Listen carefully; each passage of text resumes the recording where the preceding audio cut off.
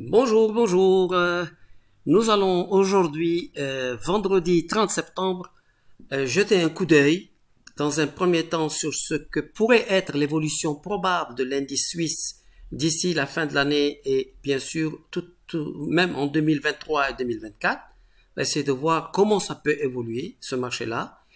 Et puis, on va aller jeter un coup d'œil sur également le franc suisse pour voir également, puisqu'on voit l'euro qui s'écroule, le yen japonais qui s'écroule et le dollar qui caracole en tête, que va-t-il se passer sur le franc suisse? Ça, c'est donc le deuxième sujet.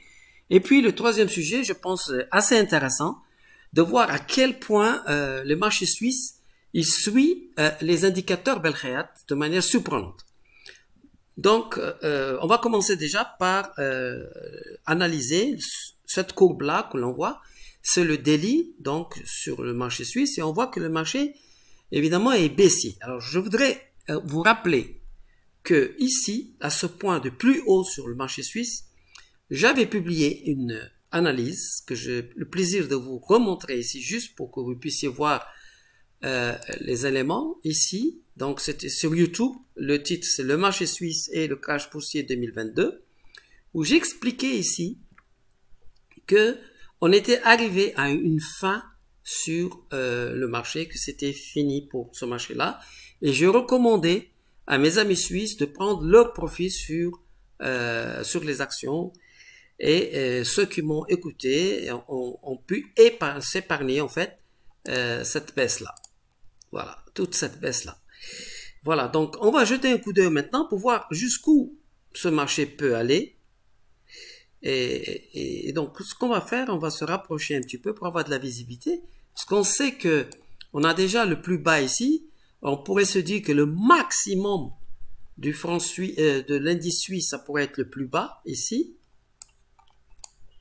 Mais, lorsqu'on analyse les marchés financiers, on va se rendre compte que, en réalité, le marché suisse a un potentiel de baisse qui est très important et je voudrais bien le montrer clairement. Le voici. Regardez, lorsqu'on fait ça, vous voyez ici, là, à ce niveau-là, lorsqu'on fait ça, on voit tout de suite, depuis 2012 en fait, on a une impulsion haussière, mais on regarde ici, c'est ce point-là important, ce point-là ici, qui me donne en fait cette possibilité-là de tracer ici ce Fibonacci. Et donc, on pourrait peut-être s'attendre ici à un point bas, ici, mais je ne serais pas surpris qu'en 2023, on puisse casser ce niveau-là pour aller carrément ici. Ça peut sembler vraiment incroyable, mais les marchés financiers reviennent souvent sur des niveaux de liquidité. Donc, je serai un gérant suisse, je ferai très attention et je pourrai suivre des signaux baissiers pour prendre la tendance baissière. Et ce n'est pas le moment, je pense, hein, d'accumuler sur des actions parce que de toutes les façons, dans le monde entier, hein, il va y avoir une correction sur les marchés des actions et ce n'est pas, et la Suisse ne va pas échapper à ce mouvement-là. On va jeter un coup d'œil sur le franc suisse.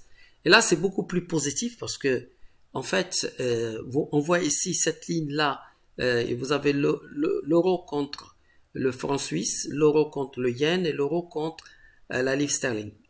Excusez-moi, la livre sterling contre le franc suisse, le yen contre le franc suisse, là, que vous voyez, et en jaune, ici, vous avez l'euro contre le franc suisse. Donc, ces trois-là, ça tombe, ça signifie que le franc suisse devient de plus en plus fiable, de plus en plus important par rapport à ces devises-là. Et même, il commence à prendre la main sur le dollar canadien dernièrement, que l'on voit ici en bleu. La seule chose qu'on voit ici de notable, c'est que par rapport au dollar, il reste quand même assez puissant, assez fort. Il ne laisse pas le dollar caracoler en tête comme sur toutes les autres devises. Ces indications montrent qu'il est tout à fait fiable aujourd'hui de pouvoir convertir les euros, la livre sterling, le yen et le dollar canadien, il est préférable de le convertir en francs suisses. Voilà. Alors maintenant, on va jeter un coup d'œil sur l'indice suisse en 15 minutes.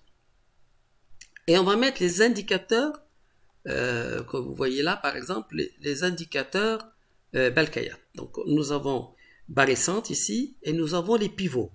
Donc, ça, c'est des pivots qui sont calculés d'une manière assez particulière. Mais je suis très surpris à chaque fois que je regarde le marché suisse, parce que le marché suisse, il est, comme on dit, la précision suisse, mais là, vraiment, c'est record. Regardez comment il vient pointer à la perfection ici, puis il revient taper ici, comme si vraiment il connaît à l'avance ses pivots. Et je vous rappelle que les pivots Belkhayat, ils n'existent sur aucune autre plateforme. C'est un indicateur qui n'existe nulle part autre qu'auprès des abonnés de Belkhayat VIP. Mais regardez à quel point on peut même se balader encore. Regardez ici, regardez, il est venu pile poil toucher la résistance ici de pivot, mais on peut regarder, mais c'est vraiment très étonnant. Regardez encore une fois ici, regardez comment il respecte de manière vraiment étonnante les pivots de Belkhayat. Et c'est pas fini, vous allez jeter un coup d'œil également sur ici, Belkhayat Barre, vous allez voir, on va remarquer ici que à chaque fois qu'on a cette situation à côté du vert ici, quand on se rapproche de cette zone, on a en fait une zone d'achat lorsque on coïncide cette zone-là avec un des pivots. Par exemple, ici, on a un signal d'achat. Regardez, ici on a un signal d'achat et ici on a un signal de vente. Vous le voyez, là, on a un signal de vente qui coïncide avec la résistance Belkhayat ici. Nous avons le signal de vente et puis le marché tombe. Ici, nous avons, vous remarquez, un signal d'achat ici. Ici, nous avons la divergence haussière, vous la voyez. Ça tombe ici, ici, ça remonte. Donc, nous avons une divergence haussière. Nous avons un très fort signal ici d'achat sur le. Et ici, nous avons un magnifique signal de vente ici avec cette divergence, très forte divergence. Nous avons ici un signal de vente très très puissant. Donc, ce que je voulais quand même souligner que sur l'indice suisse, nous avons un indicateur qui est quand même assez étonnant parce que regardez à quel point on dirait que les gérants suisses ont tous cet indicateur alors que en fait il y a une certitude, c'est qu'ils ne l'ont pas, à moins qu'ils soient abonnés à l'espace VIP. Voilà, donc je voulais vous présenter un petit peu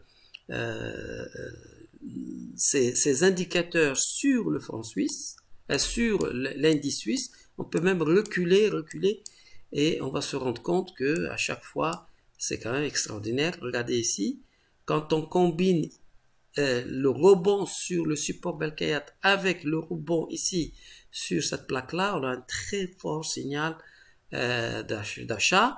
Et en opposé, lorsqu'on arrive ici dans cette zone là et qu'on rebondit sur cette résistance là, eh bien on a un signal de vente. Voilà, donc on va finir quand même pour jeter un coup d'œil sur l'indice suisse. Ce n'est pas parce qu'il va tomber qu'on peut perdre de l'argent. Et on perd de l'argent lorsqu'on ne fait pas ce qu'il faut faire. Donc là, pour le moment, il faut savoir qu'il va y avoir un dégonflement sur les marchés mondiaux en fait de liquidité et il est préférable de prendre ses précautions et de tirer profit en fait. On peut tout à fait tirer profit du fait que ce marché-là, il a encore un potentiel minimum pour arriver à ce niveau-là de 7800, mais il faut être très attentif parce que si ça casse ici, ça va aller directement à 4800. Voilà, je vous remercie pour votre attention et puis je vous invite à découvrir les indicateurs Belkhayat sur l'indice suisse et également sur les actions suisses. ils fonctionnent vraiment très très bien. Je crois que les Suisses ont un esprit mathématique et c'est pour cette raison que mes indicateurs fonctionnent à la perfection. Je vous remercie pour votre attention et puis je vous dis à très bientôt.